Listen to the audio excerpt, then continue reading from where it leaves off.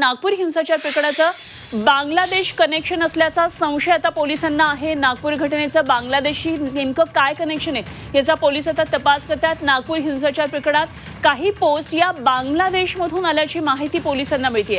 काही पोस्टवर बांगलादेशी रिंग असल्याचं पोलीस तपासामधून आता समोर येते आणि पोस्ट बऱ्याच आक्षेपार्ह आहेत, चिथावणी देणाऱ्या आहेत अशी माहिती पोलिसांना मिळाली आहे। आणि नागपूरमध्ये चिथावणी देणाऱ्या पोस्ट व्हायरल करण्यात आल्याचे पुरावे पोलिसांच्या हाती लागलेले आहेत, त्याची तपासणी सुरू आहे। URLच्या आधारे 34 जणांविरुद्ध सायबर पोलिसांनी आता तपास सुरू केलेला आहे।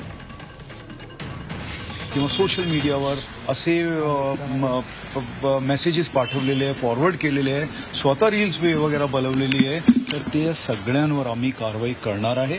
काही जे पोस्ट आहे ते जे बाहेरून म्हणजे पोस्ट करण्यात आलेली त्याचीही आम्ही माहिती काढतोय आणि सगळ्यांवर आपण ॲक्शन घेतो।